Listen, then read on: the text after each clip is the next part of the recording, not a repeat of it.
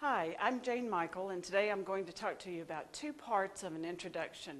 And these parts sometimes are forgotten, but they're extremely important to keeping the interest of your audience. I'm going to talk to you about attention getters and about relating the topic to the audience, or helping the audience see why they should listen, what they can learn, and how this information will benefit them.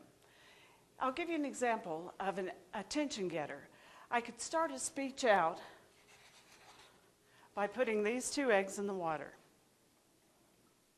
and asking the class which one is the fresh egg and which one is the old stale egg.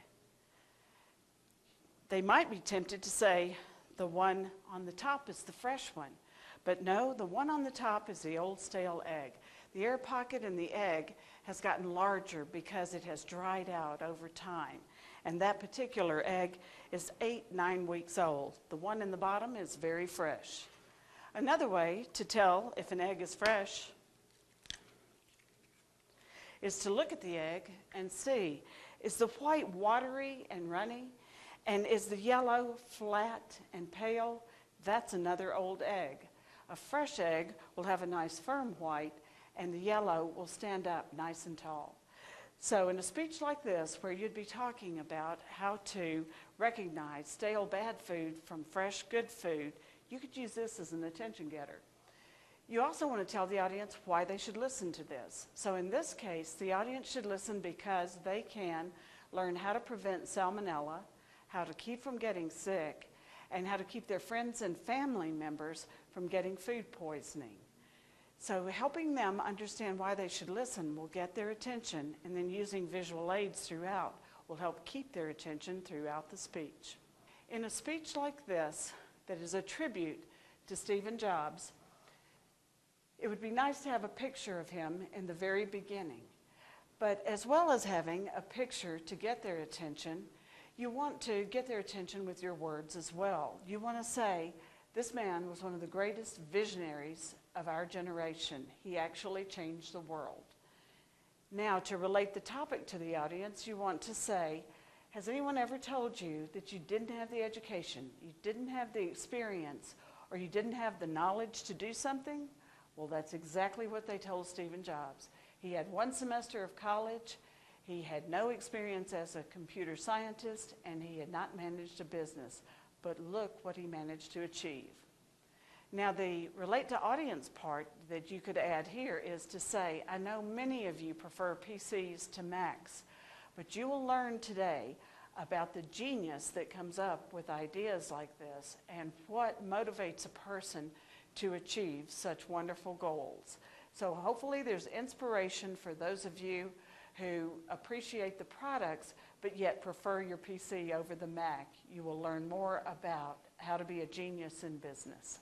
Attention getters can be lots of fun. Your imagination can go wild. Just let it soar. One student hid a concrete block behind a podium and started his speech off by breaking that block on his head.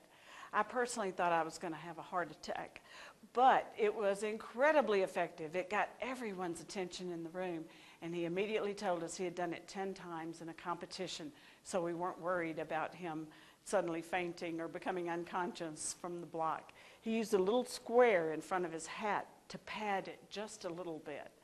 The next student was a firefighter, and he drew flames on paper, taped them over the door, and then broke through the door with a little kid's toy plastic axe with a little kid's fire hat on, and said, this is why I want to be a fireman. I get to break through burning doors and rescue people.